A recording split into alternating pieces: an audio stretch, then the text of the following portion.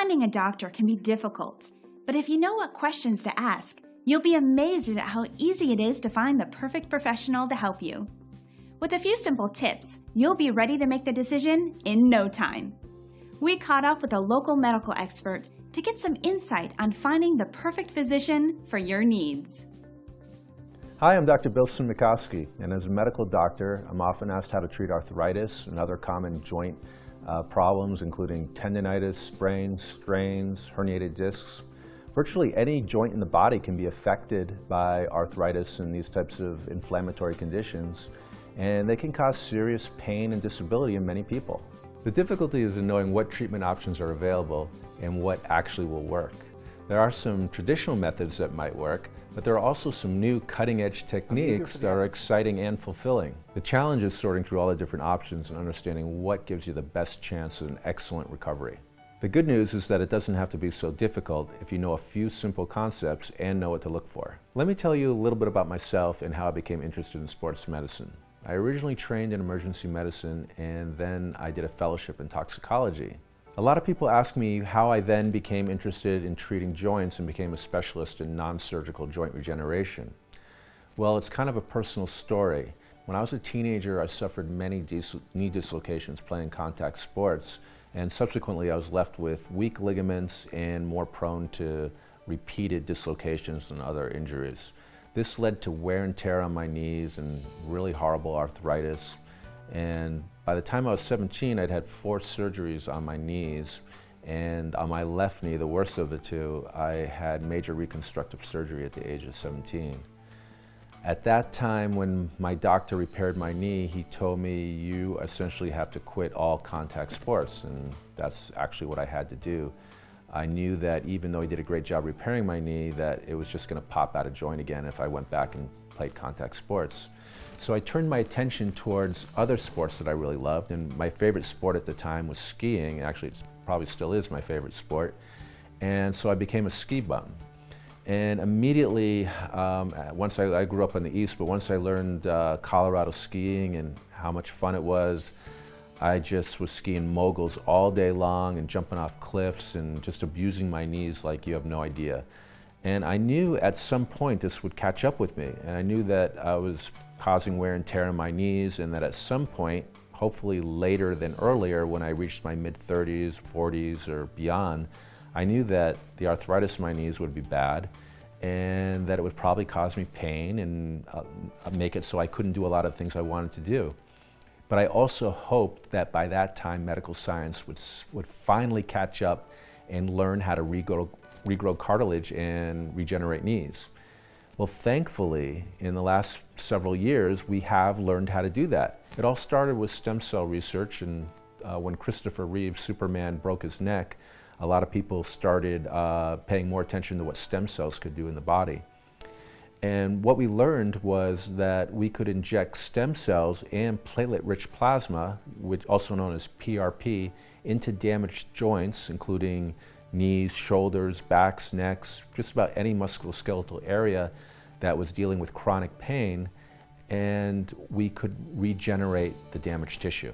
And when I say regenerate damaged tissue, that includes cartilage, it includes tendons and ligaments that maybe have micro tears, known as sprains or strains, and also get rid of the inflammation associated with tendinitis.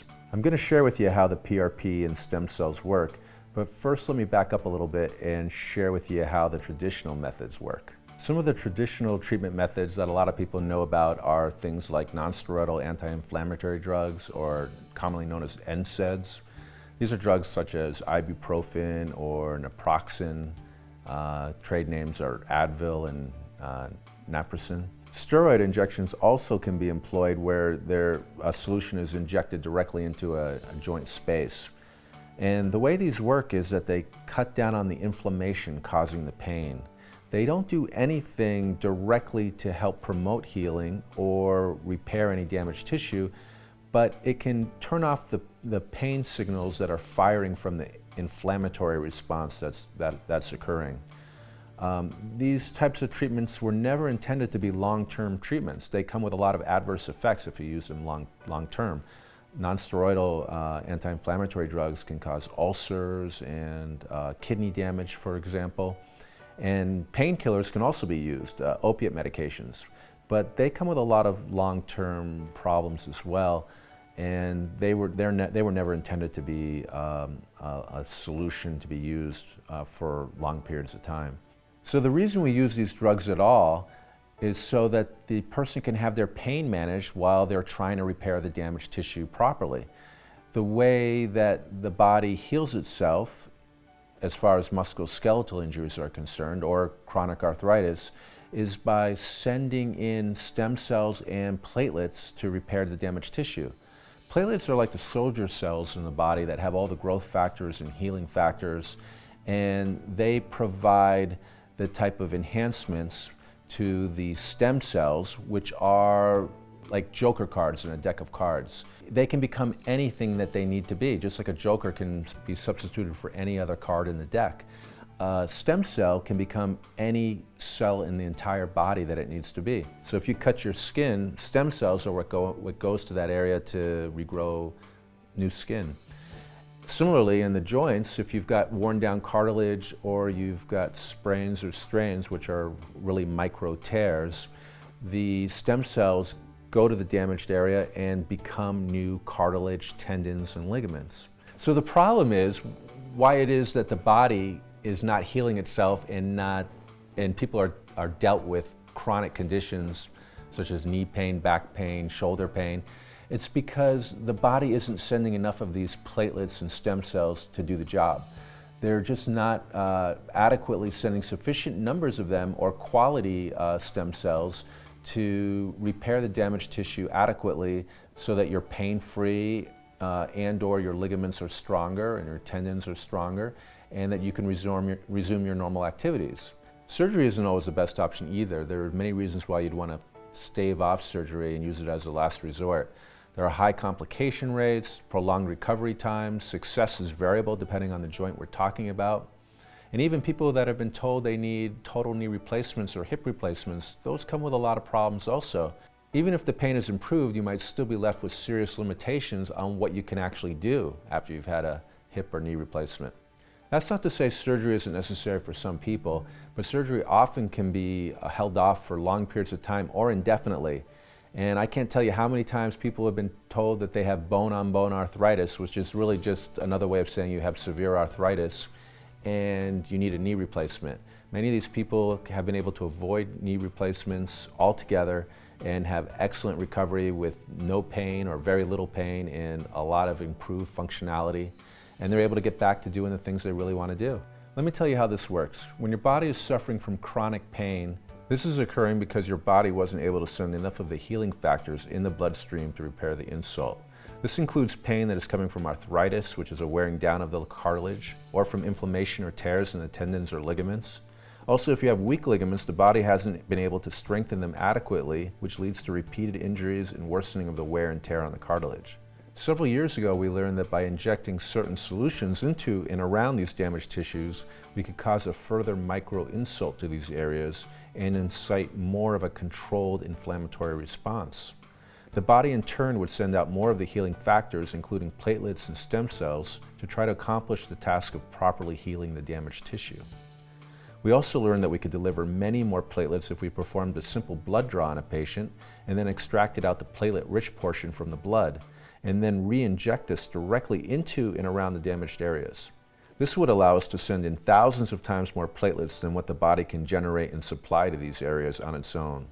The platelets are the cells that have all the growth and healing factors that the body uses to help augment the repair. Secondly, we can directly send in stem cells to these damaged tissues, which I explained turn into new cells that are needed for the repair. The success rates are amazing, and people can get out and do things that they used to love doing. People can get out and start skiing again when they haven't skied in years, play tennis, and even simple things like taking a walk in the park or going hiking or playing with the grandchildren. Finally, they don't have to just live with the pain and bear the pain. They can have improved functionality and either live pain-free or with much reduced pain than what they were dealing with before. I injured my shoulder playing ball about 12, 13 years ago and was able to manage it with cortisone injections or oral medications and massages, and I just was looking for something that would give me a better alternative that wasn't surgery, since I didn't really need that. I noticed a difference right away where in the morning when I was waking up before, my hands would be numb and it would be tingling, and immediately that went away, and within a couple weeks I had full range of it. Right now it's feeling stronger than before, and it's not popping like it was as much before, and it feels really good. I currently do these types of joint regeneration treatments at Utah Stem Cells Joint Treatment and Wellness Center. I'm located in Sandy, Utah, and partnered with Intermountain Health and Wellness. We have multiple specialists that can all provide comprehensive services and augment your speedy recovery. The good news is that the procedure only takes about 45 minutes in the office, and there's little to no downtime. You'll actually be able to walk out of the office and go on with your regular activities, although you will want to take it easy for a couple days. You will be a little sore for the first 2 days, and pain medications are provided. And then over the next 3 to 5 days, you'll return back to your regular baseline. Most of the time, people are pretty much back to where they were by day 3. And then over the next several weeks, that's when all the healing takes place. The body needs a little time to repair, and over the next few weeks, your body will regenerate and heal, and you'll feel better than you ever had before. Utah Stem Cells is the premier stem cell center for medical therapeutics in Utah, and you can schedule your free consultation by giving us a call today. I would love to provide you with more information, and you can also visit my website at utahstemcells.com to learn more about how these procedures can help you. I'm eager for the opportunity to show you how I might be able to help you and give you back the quality of life you always hoped for. Finally, there is an excellent and viable solution to joint pain available right here in Utah. Please give us a call today. Wow, that's some pretty helpful information. Now you're all set to move forward and find just the right medical professional with confidence. Ready to learn more? You can reach today's expert by calling the number on your screen. See you next time.